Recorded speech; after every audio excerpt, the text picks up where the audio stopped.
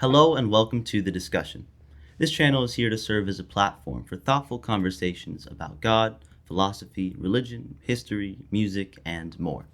My name is Nahoa, and I'm here to ask questions, to seek truth openly and critically, and to share the journey with you. When I pinch myself, sensory nerve endings in my skin called nociceptors send signals to my spinal cord and my somatosensory cortex in my parietal lobe, where the pain is localized.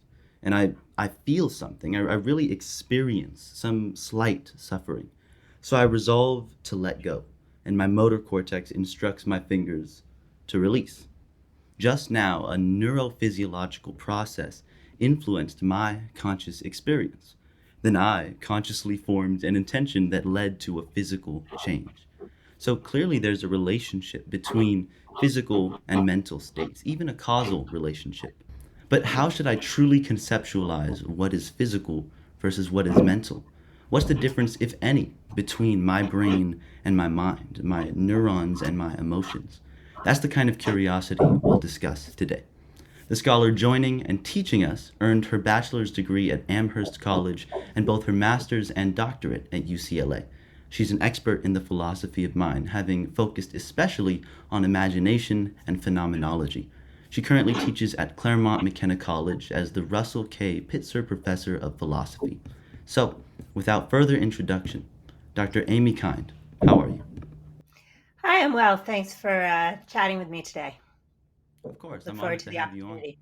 Yeah, Cool. yeah. Now, given the philosophical nature of this topic, it would get complicated quickly if I just started off by asking, what is consciousness? I mean, that's what we'll work toward clarifying throughout the discussion. So instead, I'll start by asking about approach. What are philosophers of mind trying to discover beyond the scope of neuroscience and psychology?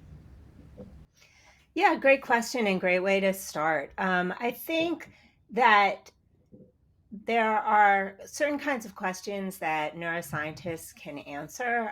So they can put us in an MRI and they can do other or some kind of other kinds of tests, examine the brain, and they can tell us things about neural pathways and they can tell us things about the workings of the brain. But there's a question as to whether what we see when we look at those images, right? Those functional, like say it's an fMRI, what we see when we look at those images. There's a question as to whether we're seeing the whole story. That is, Hmm. whether there's something over and above the firing of those neural pathways, and that's a question about consciousness. So philosophers are interested in questions that definitely connect to the empirical sciences. So I think the best philosophy of mind is informed by the empirical research that there is. It would be silly to ignore it. But what we're trying to do is take the empirical research that there is and conceptualize it and try to figure out what it tells us about who we are and what we experience. So we can see certain, pathways light up on a machine, but what does that mean in terms of what's going on with us? There are questions that remain, and a lot of those questions are the kinds of questions that philosophers are interested in answering. Hmm. You said something over and above the neurophysiological processes. What do you mean by over and above? Well, that's a good question, and let me see if I can give you a sense of what I have in mind. So, when you just gave the example of pinching yourself to start us off, right? And so your one hand touched your other hand, right? And so we can describe it in these terms like I took my right hand and I pinched my left. I moved this finger this many millimeters and this finger this many millimeters, and I squeezed this portion of skin on this hand, right? So we can give all of that description. Now, notice all of those things are all of those aspects of what happened are things that can be measured in terms of. I mean, we can take. measuring instruments to figure out how many millimeters it was, and we can figure out the precise pressure that is put on the hand when it's being squeezed, and the precise distance that was moved, and all of that. But notice that we've said all of those things, right? All of those measurements, and we've said nothing about the feeling that you're undergoing, right? Mm. That pain, the ouchiness, right? However you want to put it. And that seems to be something that exists that's different from just this motion, right? So if I do this motion to a pencil, right, there's not the ouchiness, right? Like if I make that same Right. squeezing motion there. But when I do it to my own skin, there's there's an experience, and it's an Mm. experience of pain. And the question, the philosophical question, and I'm trying to say this in a way that doesn't prejudice any or lead us.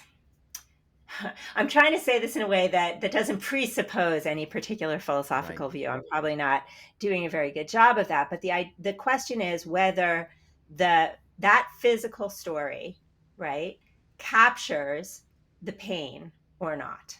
Mm. And we're interested. So let me go back also to something you said earlier. You talked about the causal relationship between the physical and the mental, right? So there's this physical movement, and then there's this mental experience, right? And so that's a philosophical question. If we're talking about the mental experience differently from the way we're talking about the physical experience, then that seems to presuppose that mental experience is something, say, different from what we're going to Mm. see on the images that we're looking at when we look at certain kinds of empirical tests. So the relationship between that mental stuff. So here's one way to put it. Science is telling us all about the physical stuff. And now there's this further question about the relationship between the mental stuff and the physical stuff. So maybe the mental stuff is just the physical stuff, or maybe the mental stuff is something different from the physical stuff. Maybe it's caused by the physical stuff. Maybe it's something wholly separate. Maybe there's some connection between the two. But those sets of questions are philosophical questions, and they're different from the scientific questions. Right. And those views that you described, that maybe the physical stuff is the mental stuff, or one is caused by the other, those are named positions, right? And so maybe could you give us a little survey of the main rivals, physicalism versus dualism and things like that? Sure, absolutely. So probably the one standard position would be, as you just said, a physicalist position, which says that all that there is in the world is physical. And so if there is mental stuff like pains or like sensations of red or happiness or love, all of the, or itches, tickles, all of those things, right? All of those experiences, your emotion of love, your pain, your sensation that you have, your visual sensation when you see a beautiful sunset, all of those things would then be simply physical experiences. That's what the physicalist would say. So whatever we see on the fMRI image, so to speak, right? Like when we see that firing, that is the love, right? Or that is Mm-hmm. the pain. Mm. That's what that's what the experience is. Like there, we can point to it, like a little bit lights up on the scanner, and that is your emotion of love. Okay, so that would be Right. like the physicalist view. On the other hand, you might think that there is all of that physical stuff going on, and then that physical stuff gives rise to, in some way, the experience of love or the experience of pain. And so the experience of pain is separate from the stuff that causes it or gives rise to it. Um, Now, let's just go with the claim of separation. Okay, that would be a dualist claim, like that there's physical stuff and Mm. then there's separate mental stuff. And now the dualist, because the dualist thinks that there are these two different things, the dualist is going to owe us some kind of explanation about what the relationship is between the two. And so, one natural way to tell the story of the relationship between the two things is a causal story. So the dualist might connect the mental and the physical by way of causation. And now note that the way we were just talking, it's like the physical causes the mental, but also the mental is going to, if you're telling that causal story, you probably also think that the mental causes the physical. So to go back to something I think you said earlier, like your conscious intention causes you to do something. That's your mental state, your conscious intention causing you to make this physical motion, right? And then the physical motion, if I do it in the right place, causes some pain, right? So we have the mental causing the physical and the physical causing the mental. So that would be a particular brand of a position known as dualism. That would be one that holds that there's a causal relationship between the two. So those are probably the two main positions that are alive in philosophy of mind. There's a third position, which is harder to characterize in the exact same terms, but it's a popular position, and it's known as functionalism. So here's one way to put the two positions that I just characterized, physicalism and dualism. You might say that the physicalist thinks that the mind is just the brain, right? Like that's all there is to the mind. It's just the brain. The dualist thinks that the mind is something different from the brain, something, to put it the way I was saying earlier, over and above, right? Um, Now, the functionalist thinks that the functionalist takes as their analogy the relationship between computer hardware and computer software, you might think.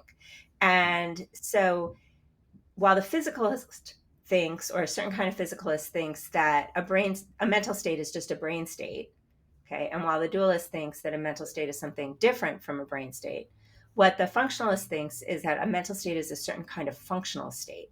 And so, just the same way that you can have the same software running on a lot of different hardware, you might be able to have this same kind of mental state running on a lot of different wetware, like, Hmm. so it doesn't have to be a brain. So the mental state isn't necessarily just a brain state, because what matters is not like sort of what it's made of, but how that state functions in the life of the organism. So just to Hmm. give an example, if we were to create a robot that doesn't have neurons, right?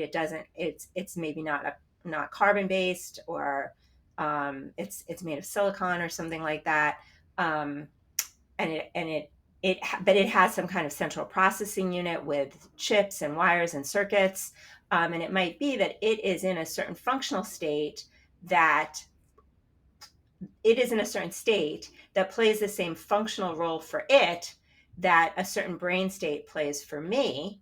And so we might say that brain state in me is the state that plays the functional role of, I don't know, happiness. And likewise, that state in the robot, it's the same functional state, even though in one it's on neurons and in one it's on circuits, right? Hmm. Circuit boards. Nonetheless, it's in the same functional state. So, mental state is a brain state. That's the physicalist. Mental state is a functional state. That a certain kind of functional state. That's the functionalist view.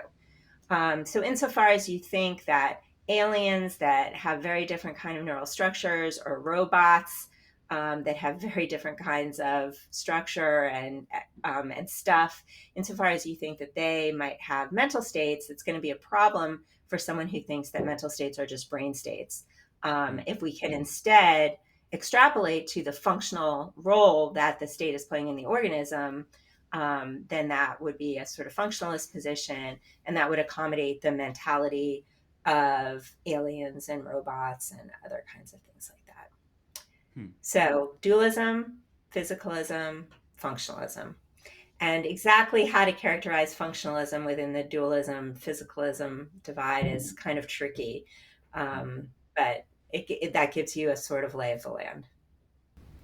Thank you. So it seems like, if on a functionalist view, mental states are constituted less by the specific, materials used, right, like neurons, and more by the way that they work, then a functionalist would be more inclined to think that an artificially intelligent system could be genuinely conscious.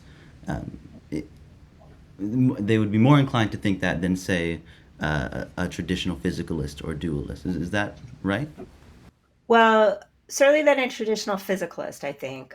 So if you're a physicalist and you think that what matters are the neurons, then if that's what matters for consciousness, right, then no neurons, no consciousness. Right. Um, and so if what you think is like as a functionalist, if what you think is, well, um, we don't necessarily need the neurons. What we need is something to play the same functional role as the neurons. Then, yes, as a functionalist, you would be more likely to grant um, the presence of consciousness in an artificial system. I mean, of course, it would have to be in the right kind of functional state, but I mean, if the system doesn't have neurons and you think neurons are what matter for consciousness, then that system isn't going to be conscious, right? But if you Right. think that what matters is the functional role that neurons play in the life of the organism, then you can grant consciousness to it.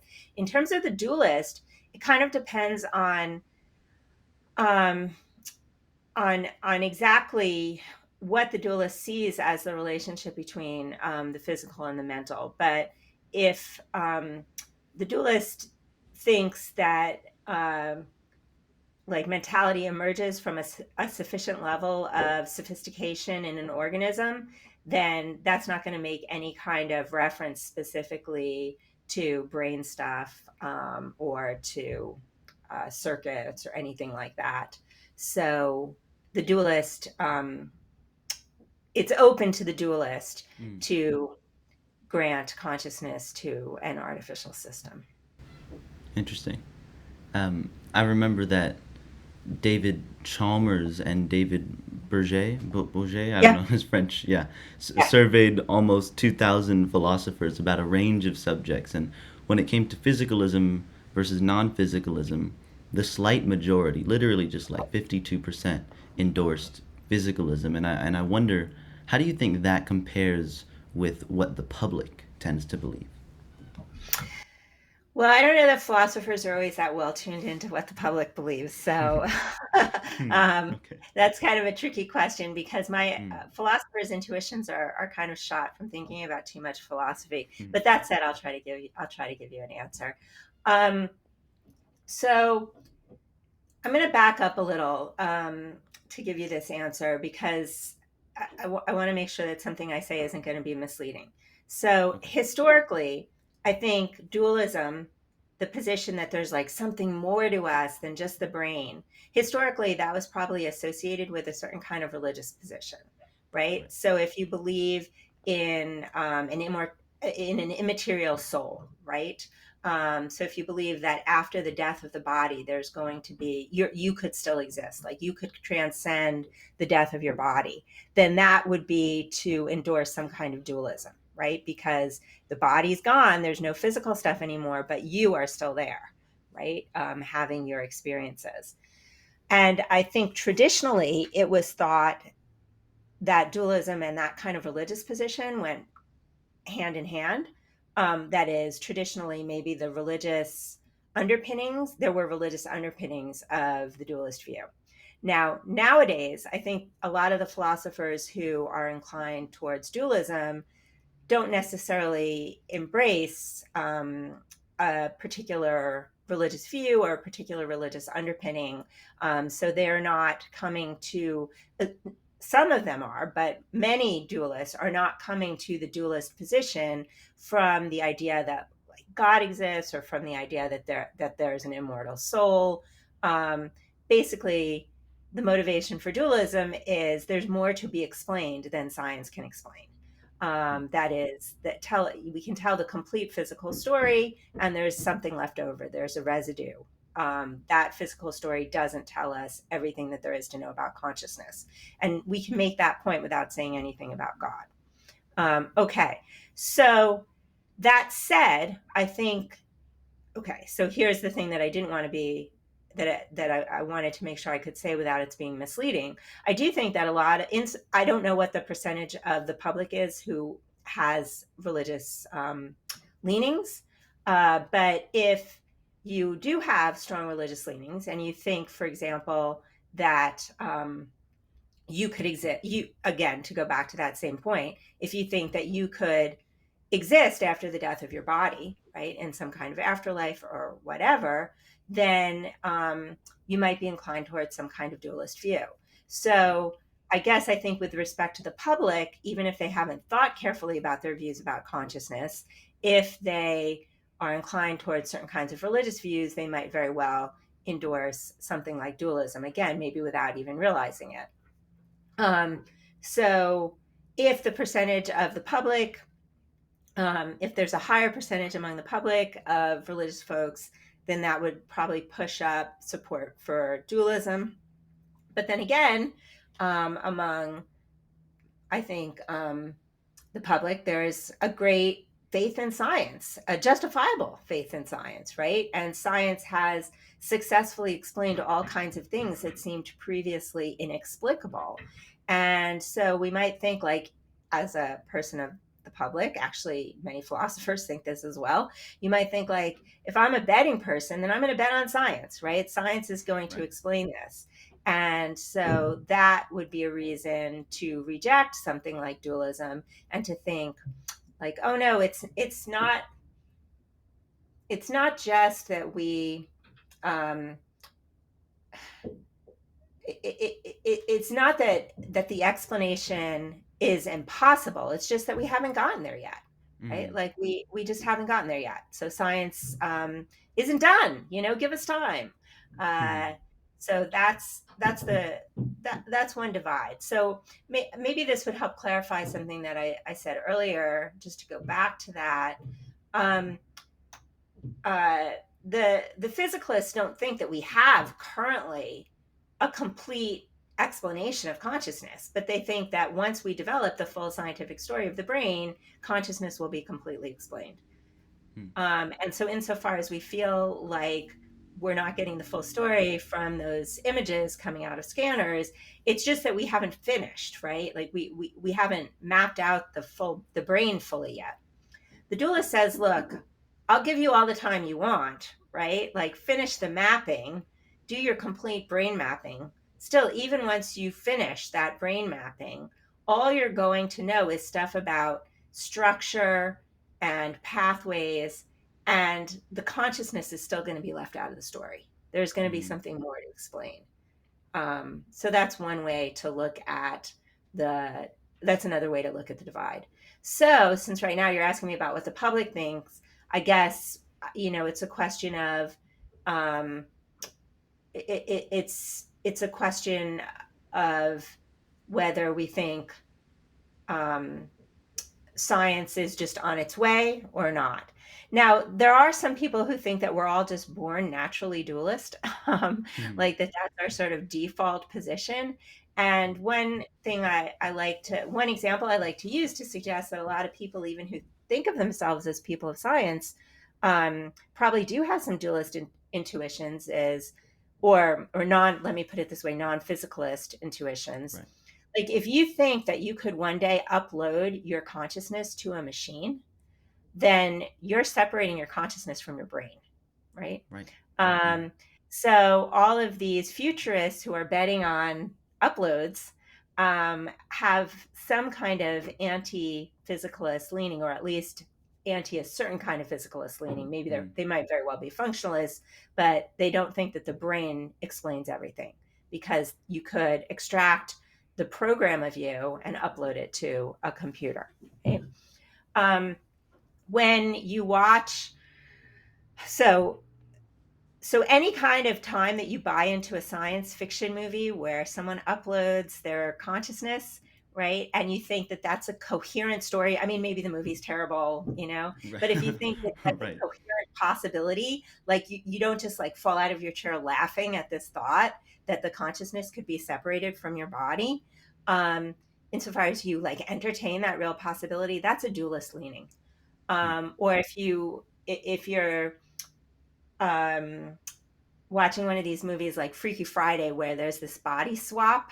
So the mom and this Right. was an old movie, and then they remade it. I think the remake had Lindsay Lohan. But in any case, if the mom and the daughter can swap consciousness, and the daughter's consciousness can go without the brains moving, the daughter's consciousness goes into the mom's body and the mom's consciousness goes into the daughter's body, where the brains stay where they are, then that again is a situation in which consciousness comes apart from the brain.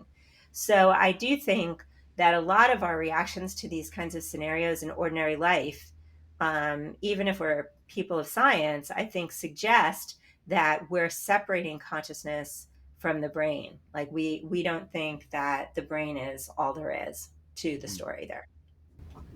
Thank you. That makes a lot of sense about the divide. I mean, I know for me, I've inherited a lot of dualist assumptions and intuitions from my religious background, and I've also inherited a lot of physicalist assumptions and intuitions from just educational shows that I used to watch when I was younger. Yeah. Like there was a show called Brain Games, and I think that's where I first heard it explicitly and matter of factly stated that mental phenomena such as emotions and memories just are patterns of neuronal activity. So there you see pretty overt assumptions from physicalism, but as a dualist, you would disagree, and you were just talking a little bit about how a dualist would say that even if you finish your mapping, right? I'll give you time. Finish your mapping of the human brain. There will still be something left unexplained. You said residue. I thought that was Yeah. interesting. So let's just talk about the defense of dualism. And, Yeah. and first, I guess we should.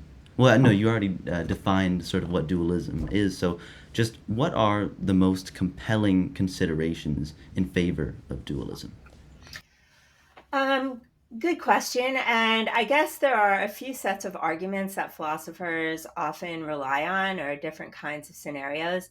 Now, these are all, t- or many of them involve thought experiments. And so scientists are going to conduct their experiments in a lab with beakers and Bunsen burners and whatever else. Philosophers don't need to buy all of that equipment. And we can construct our experiments in the mind, that is, thought experiments. Again, hopefully they're empirically informed, but nonetheless, a lot of the motivation is going to be by considering these possible scenarios. And I mean, we already sort of touched on them when I was giving you the examples from movies, but I can give you a few thought experiments that seem to motivate the dualist position in philosophy. And so I'm going to be borrowing these from, I'm standing on the shoulders of giants here. I'm borrowing them from other philosophers. But way back in the 17th century, Descartes, who is really the father of dualism, I mean, there's dualism in philosophy all the way back, even further than that, like say to Plato, but Descartes is often referred to as the father of dualism. And so Descartes said, and now Descartes was depending on God here and making this argument, but Descartes said that he could conceive of his mind existing apart from his body. He said God could separate the two. And so, since God could separate the mind from the mind and the body were distinct. And the way he got to the claim that the mind and body could be conceived of separately, he he goes through a thought experiment at the beginning where he thinks he could be deceived about, well, so he was meditating in front of the fire in a dressing gown, and he says, like, look, maybe an evil deceiver is making me think that there's a fire in front of me, and that I'm sitting here in a dressing gown, and maybe maybe I'm not. Maybe my situation is radically different from that. And then ultimately he says, but the deceiver, an evil deceiver, can make me doubt all of these things, but no matter what, I know that I'm thinking, because the even as I doubt, that very act of doubting is an act of thinking. And so Descartes' famous claim is cogito ergo sum, or I think therefore I am. Very famous, probably you've heard of it. But the thought is that Descartes knows that he's a thinking being. He doesn't know anything about his body, right? So, but he can conceive of himself as a thinking being absent any body. And so we can conceptualize the mind and body apart from one another, and thus the mind could exist apart from the body. God could separate them, so it's possible. Now, you could think that even without believing in God. So you might think that if two things if it's conceptually possible for two things to exist apart, then they must be different kinds of things. Even if in actuality they always exist together, conceptually they're different kinds of things. So maybe in real life, a mountain and a valley always exist together, but the mountain is a different kind of thing from the valley. Like they're conceptually distinct, even if we never Mm. see a mountain without a valley or a valley without a mountain. They're just two different kinds of things. And so maybe in the real world, we never see a mind without a body or a mind without a brain. But that doesn't mean that they're the very same thing. So that was Descartes' original argument. But there are other kinds of arguments in the 20th century. And so there are three, I think I can give you three. I'll try to do it quickly. Three main considerations that might be raised in support of dualism. So one derives from David Chalmers, who you mentioned earlier, because he also did that survey of philosophers. And it's the zombie argument. Actually, there were some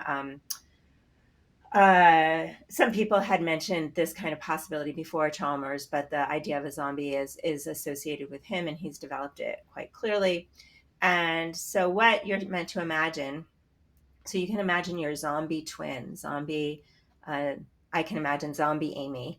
And so, zombie Amy is physically identical to Amy, like all the way down to every little microparticle physically. Zombie Amy is identical to me. Um, and so when I, raise my hand, zombie Amy is going to raise her hand. And when I'm saying the words, I'm here now, zombie Amy is going to be saying the words, I'm here now, because zombie Amy is structurally all the way down to the tiny particles, exactly like me. But now it seems like we can conceptually imagine, that is, we can conceive of zombie Amy being microphysically identical to me, but yet completely lacking consciousness. So zombie Amy is dark inside. Like for me, when I pinch myself, I say ouch, and it hurts. For zombie Amy, when she pinches herself, she says ouch, but it doesn't actually hurt. She doesn't have that sensation of pain. And likewise, um, when I feel that burst of happiness, for whatever reason, uh, so maybe I see my favorite, that my favorite dessert, someone bought me my favorite dessert, and I have that, like happy feeling inside, like yay, I get to have that tonight. um, and I have that emotion of happiness, that joy. So zombie Amy is saying also, yay, I get to have that dessert tonight, right? And maybe whatever is happening in my salivary glands is also Right. happening in zombie Right. Amy's salivary glands. But zombie Amy is not feeling that like joy, that spark of joy. Mm. Now, if you can conceive of your zombie twin, then you can conceive of consciousness coming apart from the physical. And so it looks like there's something over and above the physical, Mhm. that is a residue over and above the physical. So that's the zombie case. Another famous example. Before we move Yeah, on, yeah, yeah. could we Sorry. stay on So, this a little longer? Yeah, no. yeah, absolutely. Um, I don't know if I've heard this, I've heard the zombie thought experiment before, but I don't know how strong that intuition is, at least in me, Okay. or I don't know if I could conceive of zombie Nahoa in a clear and distinct way, Okay. not having conscious experiences. Because if I'm visualizing it, then I'm just imagining them acting the same way physically, but I don't even know what it would mean to conceive of them not having a sensation.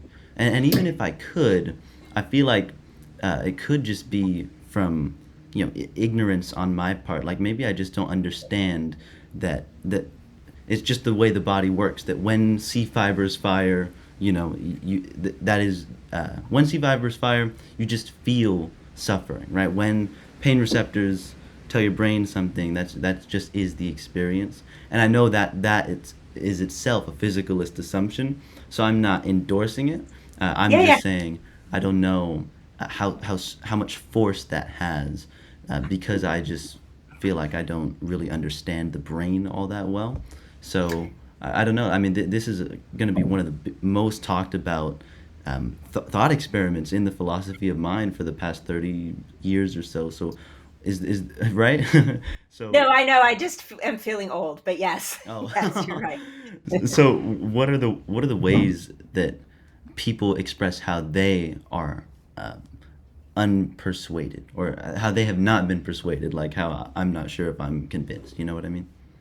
Well, you actually put your finger right on it. Okay. I mean, that was great, like in terms of expressing the reaction to the zombie thought experiment. So you used some key words. You said you don't know if you can conceive of it or imagine it clearly and distinctly, and that language, as I'm sure you know, goes back to Descartes. So it's not enough. Like when I'm talking about a conceptual possibility, allowing us to conclude something, we've got to make sure that we've really conceived it in a careful way, right? Because if you just have a confused thought, then that confused thought shouldn't show us anything about possibility. So Descartes thought that it was only when he could conceive of things clearly and distinctly. And so he thought he could not just, it's not just that he could conceive of the mind apart from the body, but he could conceive of the mind apart from the body clearly and distinctly. Hmm. Okay, so now you might say, look, I can like sort of follow along when you give the zombie thought experiment, but I can't really conceive what you're asking me to conceive. And so you'd be denying that you can get the kind of ideal conceivability or um, that it can really be conceived the way that the dualist says it can. So that's one key line of response, right? Like maybe we just think we're imagining the zombie, but we're not really imagining it in the detail that we would need to, because of course we don't know all that stuff about the brain. And if we really did imagine it all the way down to the microparticles, and we imagined what we needed to imagine, then we would see that the zombie really is conscious, or in any case, it's a failure of our imagination right now. So that Right. would be one line of response. Another line of response that's common, and this gets a little technical. I'm going to try and just keep it understandable. But the basic idea is, why should what we imagine tell us anything about the way that the world is? And now, I mean, of course, on the one hand, not everything that we imagine is true, right? Like I could imagine $1 million like behind me, and well, no, unfortunately, like there isn't $1 million behind me, right? Like the mere fact that I imagine $1 million behind me doesn't make it true. Of course. Um, but the fact this kind of act of imagining in the zombie case is not quite that structure. It's not that I can imagine a zombie, thus there is a zombie. It's that I can imagine a zombie, thus it's possible that a zombie exists. And so we might wonder whether my being able to imagine $1 million behind me means that it's possible that $1 million is the kind of thing that could say fit behind me, right? Like it's Hmm. possible. It's not likely, but it's possible. Um, so now, why would we think that imagining doesn't lead us to even possibility? Not just that imagining doesn't lead us to truth, but that imagining doesn't lead us to possibility. And that's where things get a little bit technical. But the question has to do with whether physicalism it just happens to be true of our world, or whether physicalism is like necessarily true. Hmm. And in any case, without getting too bogged down in the details, different lines of responses to the zombie argument would be, no, you're not really imagining what you think you're imagining, or, well, maybe you are imagining what you think you're imagining, but that doesn't show us anything about the truth of physicalism. So Okay. those would be sort of two different lines of responses there. Okay. But as a dualist, using the zombie argument in defense of dualism, you are unmoved by those objections. Like you would say you can conceive of zombie Amy pretty clearly, and you think it shows that there, what it proves that there is that there's a conceptual distinction. So yeah, Yeah. it proves that there's a conceptual distinction between your physical body and you in a way, right, or your mind and your experiences. So how would you defend the zombie argument against its usual criticisms? Well, to some extent, um, it's going to come down to arguments about um, what's required for us to imagine the zombie. So, in other words, normally if we say, I'm going to imagine a piece of chocolate cake on the kitchen table, right? Like if I ask you, imagine a piece of chocolate cake on the kitchen table. Did you do it? Yes. Now, did you imagine every crumb in the cake? No. Right. Mm, But you right. successfully imagined the cake, right? Like you don't have to imagine every crumb in order to imagine the cake. Mm, And it's a successful imagining. So the dualist um, is going to argue one thing the dualist could argue is about what's required to imagine the zombie. Like, why should we have to imagine every single neuron, right, in close detail in order to imagine the zombie? And that's what the physicalist is saying things like, well, you didn't imagine every neuron, right? And if you did, you would see that the consciousness is there. It's like, well, why is that what we have to do to imagine? So that's mm, one thing that the dualist could say. Another thing that the dualist could say, um, this actually is something. So you mentioned at the very beginning in your intro that I also work on imagination, which is mm, true. And I think that so I'm speaking for myself here, but I think of imagination as a skill, mm, and it might be that some people are more skilled at imagining than others, and that it might very well be that for some people they find it very difficult to imagine zombies, and that's fine. But that doesn't mean that the people who think that they can imagine zombies haven't done it, right? So mm, if you can do if you can do like say you can do some athletic feat that I can't accomplish, right? The fact that I can't do it doesn't mean that it can't be done, right? You can do it. And so mm. likewise, the fact that I can do this imaginative feat doesn't mean like if sorry, the fact that you can't do the imaginative feat doesn't mean it can't be done. Now maybe a more skilled imaginer could do it. So all of that isn't definitive, but those are some of the considerations I think that are in play. And there are questions also about burden of proof, Right. like in terms of who has to show what, right? Like Yeah. what level of description of the imagining does the dualist have to give in order to show that it's really been accomplished, versus what supports the physicalist skepticism. Anyway, there are real questions here about who bears the burden of proof, but those are some of the moves I think in play in the zombie thought experiment. Huh. That's very interesting. So maybe it wouldn't work as just a syllogism that anyone could kind of read and track. Okay, yeah, maybe how compelling it is depends on your skill as someone conceiving or imagining this scenario. And if you're talking about it as a skill, then I assume that could be cultivated, right? Maybe. Right. Skills can Yeah. be cultivated, definitely. I mean, you could still think it's a syllogism. Like, so the syllogism could still be zombies are imaginable. If zombies are imaginable, then they're possible. Zombies are possible. If zombies are Right. possible, physicalism is false. Therefore, physicalism is false. Like, it could still be a syllogism, but the difference in skill would come in terms of our ability to accept that first premise, of zombies are imaginable. And right, so it might be like, okay, if you tell me that you can't do something that I think can be done, and then I say to you, well, how hard did you try? Right? Like try, Right. like how much time have you spent actually try like if you tell me Mm, you can't do a push-up and or you can't do something and you're and you tried for like 3 seconds, it's like, well, strengthen the muscles and then try again, yeah. right? Put in a little effort.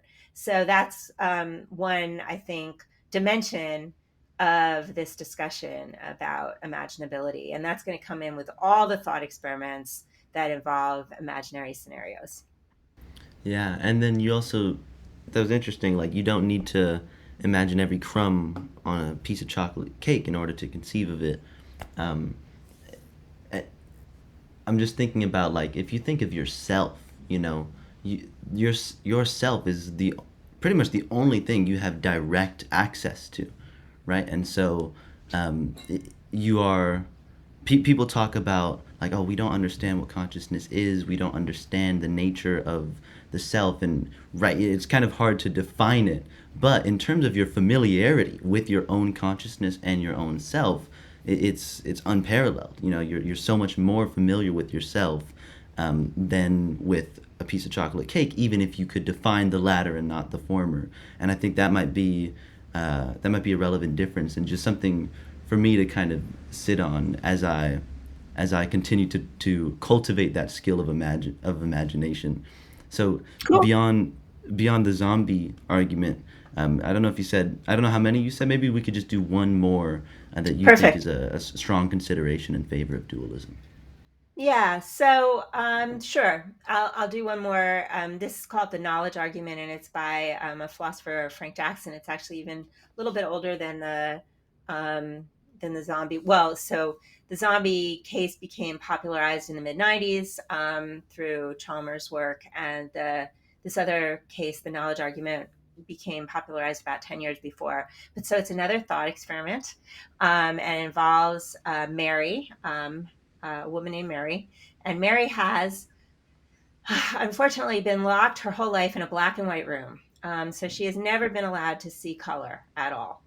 And now do whatever you have to do to make that imagining work. Like, so she's wearing, there are no mirrors in the room, so she can't see herself, no reflective surfaces. She's wearing white gloves all the time. So when she looks down at her hand, I mean, yeah, there's some details that we have to fiddle with, but in any case, she has never seen color. She's only seen black and white.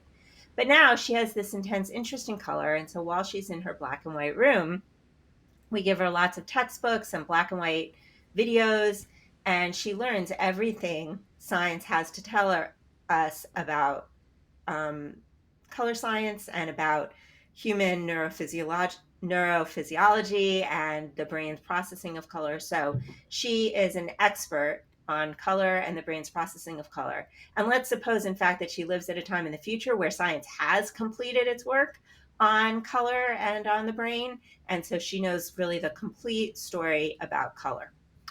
Okay, so she's learned everything there is to know about color. One way to put it is she knows all the physical facts about color, all the facts that could be written down, all of those physical facts. And now one day, so she knows everything. Now one day she's released from her black and white room, and we show her a ripe apple for the first time, or a ripe tomato. And so she has her very first experience of red. And now think to yourself, well, what happens with Mary when she has that experience? Does she learn something new? Well, she knows all the physical facts about color, but it seems natural to think that upon seeing the apple for the first time, she has a sort of aha moment. She says, aha, that's what seeing red is like, right? I've learned something today. So she knew the whole physical story, but yet she learned something. So it seems like there's something more to the sensation of color than just the physical story. There's the way it feels. There's that, redness, the red phenomenal quality that she experiences. And that is over and above the physical net. So that's the knowledge argument, the case of Mary in the black and white room. And that too is aimed to show that consciousness is something over and above the physical facts. Hmm. So it's not attempting to show necessarily that there are non-physical that propositions about consciousness go beyond propositions about physical facts, or it's not really dealing so much with propositional knowledge and more with, because I don't know if it's maybe equivocating between, oh, she knows all the propositions about how the brain works, but then when we say she learns something new, is she really learning a new proposition, or is she just learning the new sensation? And she might be able to say, oh, I well, I was gonna say she could say I expected this, but I don't know. That, I guess that's the point. Like, she wouldn't know what to expect in terms of the sensation just from reading all the textbooks, right? Yeah, no, it's cool to hear you like sort of work this through, because you're putting your finger on like very important issues here. So the first question I would say is, you know, do you agree? Not, I'm just not saying you, but does one agree that when Mary leaves the room, she has this kind of aha moment and she learns something? And almost everyone says yes. Like Right. physicalist also, right? Like when Mary leaves the room, yes, she has this Mm. aha moment, she learns something, she says, yes, that's what seeing red is like, and now she's learned something. But now you were asking about propositions. Now we might want to ask, well, what does it mean that she learned something, right? Like, what does that Mm. tell us about physicalism? And so we might think, so for example, one standard response to the knowledge argument is to say, look, Mary does learn something, but knowledge comes in different forms. Like we can have knowledge that um, red has a certain wavelength, right? But then um, or just forget about colors for a second, right? Like I could know um, that the gas pedal is to the right of the brake in the car, okay? But that's different, and I could know a lot of facts like that. But that's different from knowing how to drive, right? So Mm. there's ability knowledge, like knowing how to drive, and there's factual knowledge, like knowing that turning the key starts the ignition and et cetera, Right. et cetera. Okay. So you might think, look, Mary had all the factual knowledge inside the room, not just all the physical facts, but all the factual knowledge there is. And then what she learns when she leaves the room is not more propositions, but she gains a certain kind of ability. Like you could Mm. know all the facts about a car and not know how to drive, right? But it's not like you're missing a fact. And so Mm. we might say Mary isn't missing a fact; she's missing some kind of ability. And if that's the case, then maybe we can stave off. That's what some physicalists have tried to stave off the dualist threat of the knowledge argument. That yes, okay, Mary learned something, but what she learns is not a fact. Mm. And there are other things that the physicalists can try, but nonetheless, it's a compelling. I think it's a compelling thought experiment, and it really puts pressure on the issue and prompts us to think about things, just like I think the zombie case does. So it's not to say they're knocked down, dead in the Mm. water, Right. story's over. There are moves to be made, but I think the dualists are typically swayed by these kinds of thought experiments, and the physicalists are not. Or the physicalists maybe are also swayed, but think, like, look, there just can't be anything to consciousness beyond the physical, right? Like the Mm. science gives us our best shot at explanation. Like that's all there is, scientific explanation. And so even if I do feel the pull of the zombie case, or even if I do feel the pull of the Mary case, nonetheless, there must be something going awry with our imagination, because we know that a complete physical explanation is possible. Like we know that once science has explained everything, we'll know all there is to know. So, Right. So thank you. So let me try to summarize some of that. I mean, most physicalists would agree that there are mental states. So most are yes, not eliminativists, and of course most dualists would agree that there is a definite correlation, even causation, right? And that almost always, if not always, you don't get conscious experience without neuronal activity. But using the thought experiments that you gave, if you're inclined to think that your consciousness could exist apart from your body, right? Maybe you're being deceived by some spiritual force, or you're in the matrix, right? And so there is a body, but it's not this body, and it's there's something like that. Or you think your consciousness could be uploaded to someone else or into a software. If you think that your consciousness is distinct from your body, then you might lean towards dualism, right? Or if you think that there could be an exact microphysical duplicate of your zombie, but it doesn't, and it acts all the same ways, right? Its brain works the same, but it doesn't have that first person experience of suffering. So maybe pain, but not suffering, right? Or it might shout as if it's excited, Yeah. but I'm saying it, right? Because a zombie, not he or she, but it doesn't experience ecstasy or joy or things like that. If you think that makes sense, you can conceive of it, you've developed that skill maybe, then you might lean towards dualism. And then finally, if you think that someone could know all the physical facts about how the brain works and about color perception, but when they see color for the first time, they're learning something new, then again you might lean towards dualism. Is that a fair encapsulation of your arguments? Yeah, that was really great. I mean, the only thing I would say, I think, is we have to be careful when we say experience pain. I mean, what they do, what the zombie does, just to be really clear about this, the zombie acts exactly as if it's in pain, right? But it's Mm, not feeling pain. So I guess it depends on what exactly the pain is. But when you right. put it in terms of suffering, right? Like the zombie is not feeling any suffering. And, I should have said way back earlier in this conversation when I introduced the notion of a zombie that it's not meant to be like the brain eating zombie of the horror movies. Right. So Right. okay, good. But in any case, yes, I like your encapsulation. I think you've summed up what we've talked about. Yeah. Yeah.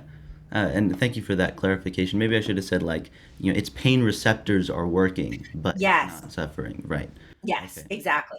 Yeah. All Perfect. right. So that makes sense, and I'll be thinking about those, and I'll genuinely try to devote more time to seeing if I could really think about Mary and really conceive of a Nahoa zombie.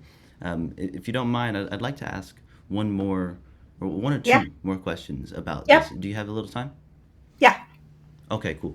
So we normally talk about physicalism versus dualism. And you mentioned functionalism as well, and I would want to talk more about that, but I'm especially interested in idealism, right? Which is a mode. So dualists would say that reality is divided into dual, right? Two fundamental substances or maybe properties, and but then there's monism, which is everything is kind of one kind of thing. So there's physicalism, that's one kind of monism. Everything is physical. And then there's sort of mental monism. Everything is mental in a way. Now, uh, sometimes I wonder if it's even intelligible to say that all reality is fundamentally mental. I mean, I've read explanations of it, I've talked with people who affirm it, but I honestly, I kind of don't know what it means to say that consciousness is foundational and ubiquitous. So I wonder, do you find idealism intelligible? That's a good question. Um, let me let me think my way to answering that by just saying one quick thing, which is you might think that consciousness is fundamental or ubiquitous without being an idealist exactly. Mm, okay. I mean, it's just that way of putting it opens the door to another kind of position, which is an um, I mean, some philosophers these days are panpsychists, or and Oh, they right. think that consciousness. I might have been conflating those. Yeah. So, I mean, one view is consciousness is everywhere, or consciousness is found at the fundamental level of reality. Okay. And so, like, even quarks would be conscious. Right. And then idealism would be a view that's like there's only mentality, like, there's no physicality, right? Like, we're all Mm, just ideas. Um, and I guess I think it's intelligible, but I don't find it persuasive that we could be idealists. So, um, the idea that, uh, that this like phone in my hand doesn't really exist. It's just an idea because I don't even have hands, right? Um, I mean, I can almost get there, but uh,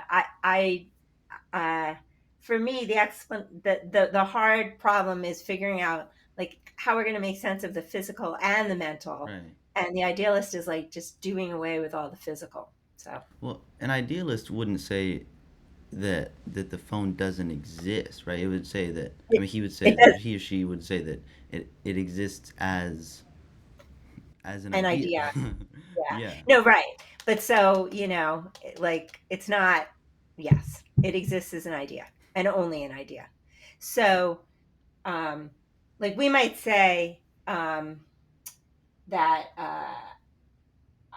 I don't know, like, I mean, fictional characters, right? Like, so there is no real Sherlock Holmes. Sherlock Holmes is only an idea.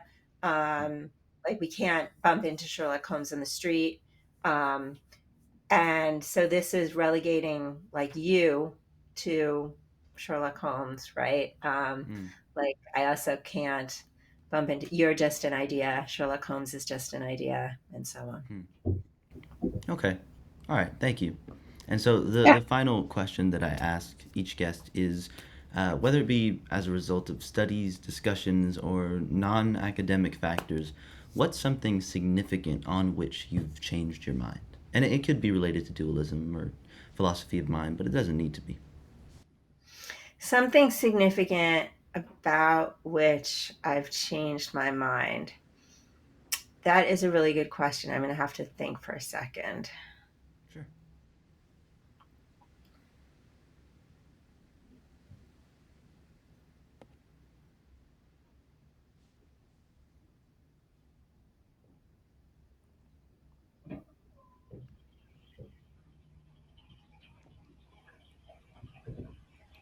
Sometimes people say, that the way that their mind has changed is they've just become much more convinced of what they started with, Yeah. and No, yeah, I think I'm going to say something else. So, okay. um I think in terms of one thing that I've changed my mind about, it's more like a view, it's kind of a meta view about the way to think about things.